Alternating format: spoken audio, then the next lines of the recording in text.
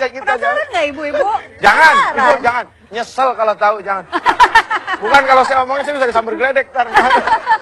Nih, tadi kita lagi ingin bongkar-bongkaran seorang Ustadz Jeffrey Al-Bukhari sekarang. Tapi dulu panggilan kecilnya, ditunggu di pengkolan ya, preman soalnya.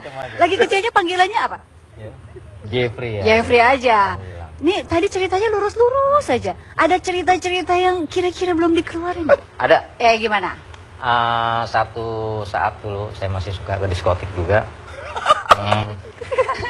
Tuh dia bilang, gue pengen jadi model bisa nggak nih? Ini kebetulan dari lomba di diskotik. Emang dia pengen terkenal gitu ya? Betul. Cuman yang jadi masalah, gue mesti daftar.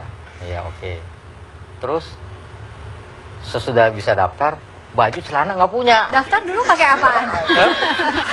Baju celana nggak ada, uang juga katanya. Uang juga susah, 10.000 dulu pendaftaran. Dapat dari mana tuh duit? Ya akhirnya ya seadanya aja dapat dari nih daftar. Oke, baju sekarang dari mana? Baju saya pinjam dari temen satu, namanya Ceki. Celana pinjam lagi satu. Masuk jalan. Oke, terus. Ya. Gua aja udah lupa. Nggak sia-sia gitu. Jadi dari hasil seperti itu pengumuman bahwa Jeffrey juara. Waduh, sampai di situ dapat uang. Waduh, senang juga sih walaupun nggak banyak. Ya, dapat cipratannya dong, teman-temannya dapat cipratannya. Saya panggil lagi satu lagi nih. Berani? Silakan. Berani. Oke. Kenapa tukang ngebitrik? Iya. Allah Akbar. Nih, Bang Taufik ini teman dari masa kecil sampai sekarang ya, Bang ya? Sampai sekarang dan masih sering ketemu ya? Sebenarnya sih ketemunya ya kalau kebetulan ada acara aja, ada event. Kalau sering ketemu banget sih enggak. Kalau sering ketemu dari dulu sampai sekarang kan pasti ada peristiwa menyedihkan, menyenangkan. Betul. Boleh dong diceritakan sedikit mengenai peristiwa apa ya? Yang kan dia satu tempo pembantu Ustadz Jeffrey ini datang ke rumah saya. Dia sambil menangis. Kemudian saya datang ke rumahnya. Kenapa sih? Nggak tahu, dia lagi ngamuk. Saya bingung. Ya saya naik aja ke atas. Saya begitu naik ke atas, dia ada di sudut dekat di mana ada keluar masuk untuk memperbaiki talang yang bocor gitu. Dia memegang golok yang begitu besar sambil mendekapnya kuat sekali. Saya bingung, kenapa Jet kok ada di situ? Ya jadi akhirnya saya tanya, itu ada orang masuk dari atas ke bawah ingin membunuh saya. Jadi saya siap saja di sini. Dia memegang golok itu mungkin terlalu lama ya. Saya dengan perlahan saya ambil, Jet, tolong minta maaf, barangkali ini takut membahayakan, nanti kamu bisa membunuh saya lagi. Saya repot. Saya ambil itu golok, ternyata goloknya itu panas sekali, Bu. Panas banget. Mungkin golok yang dia pegang itu udah berjam-jam kali ya. Jadi akhirnya saya bilang, Jeff, ya Allah ya Rabbi, kenapa bisa begini ya? Nggak tahu, mungkin besok nggak begini lagi kali. Ya udah begitu. Terus kemudian melihat UJ selalu bisa lepas. Waktu itu lepasnya ngajak-ngajak juga nggak? UJ dulu deh, ngajak-ngajak teman-temannya juga nggak? Awal sih belum kali ya, karena kan ngerasa bahwa kita belum benar-benar istiqomah gitu kan. Sampai pada akhirnya kita istiqomah, sempat bikin yang namanya Laskar Sayyidina Ali.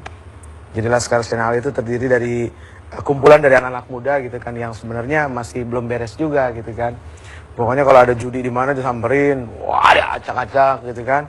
Diskotik masih buka, kita datang masuk ke dalam, angkat kursi lempar-lemparin gitu kan. Ya kayak gitu. Sampai pada akhirnya kita ngerasa, loh kok dengan jalan kayak gini orang bukannya sadar malah makin jauh dari kita. Wah berarti ada pola yang salah nih kalau dakwah kayak begini. Akhirnya flashback ke masa lalu. Dulu gue juga di saat gue masih suka make, gue didakwain dengan cara gini, gue pasti gak mau, gue juga marah gitu kan. Nggak usah jauh-jauh lah, seorang pelacur yang benar-benar pelacur ketika dikatain pelacur pasti sakit hati. Oh mungkin kayaknya nggak begini kali pola dakwahnya. Akhirnya mulai dirubah pelan-pelan, mencoba ngerti perasaan mereka, jadi seperti mereka, kemudian jadi teman curhat mereka, teman ngobrol mereka, teman sharing mereka. Ya akhirnya terus berkembanglah seperti ini. Dan berhasil. Saya nggak berani bilang berhasil, karena keberhasilan bagi seorang Mukmin itu adalah di saat dia sakaratul maut dia dicabut nyawa dalam keadaan la ilaha illallah. Baik. Ya, kami masih akan kembali sesaat lagi bersama Ustadz Jeffrey Al-Bukhari. Di situ keputar film tuh. Film apa? Iya semua. Ya, isinya yang mana? Yang jelek-jelek? Yang udah dah. Udah gak bisa diceritain dah. Malu nyeritainnya.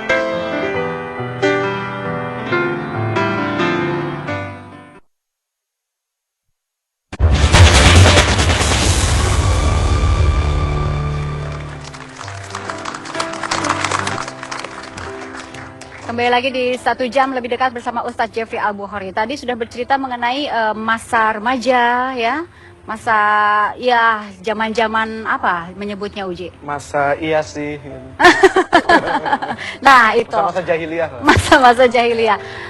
Kapan titik balik yang sangat penting menurut Uji ketika masa jahiliyah berubah menjadi ya bisa dibilang masa sekarang? Sebetulnya banyak proses ya. Proses yang paling Pernah sekali waktu saya diajak umroh sama umi saya. Itu umroh yang pertama kali. Proses umrohnya juga luar biasa. Banyak sekali pembelajaran yang Allah kasih. Waktu itu saya datang ke sana bawa obat. Datang ke mana bawa obat? Bawa obat untuk menenangkan diri. Karena kan dalam kondisi paranoid yang sangat luar biasa berat.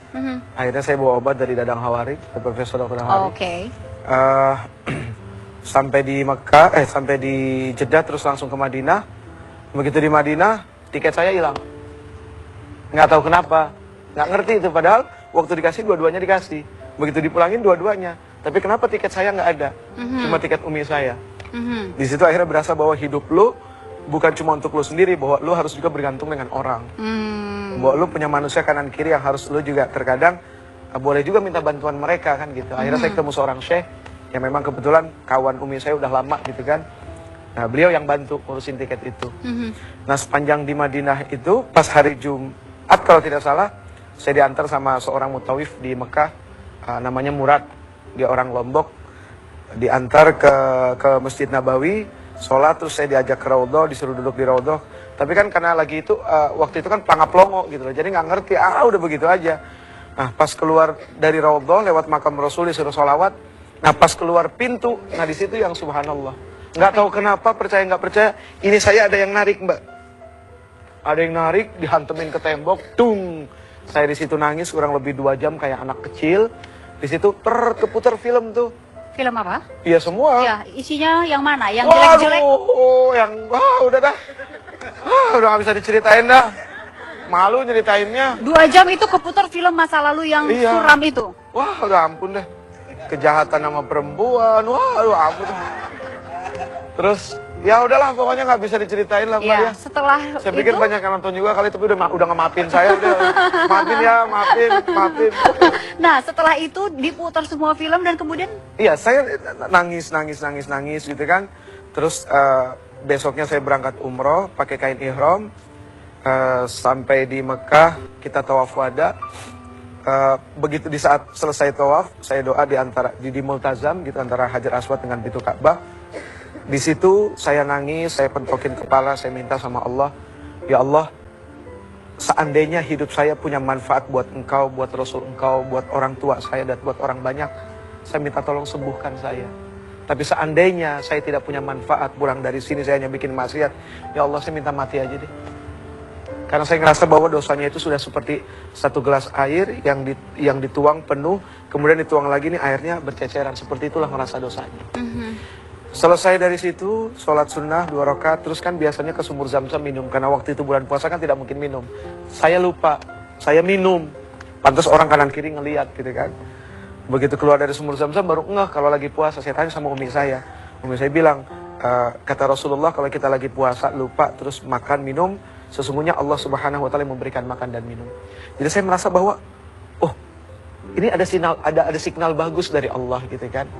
Akhirnya pulang berproses, coba untuk istiqomah, ternyata begitu lagi. begitu lagi. Memang guanya aja nggak benar. Iya gitu.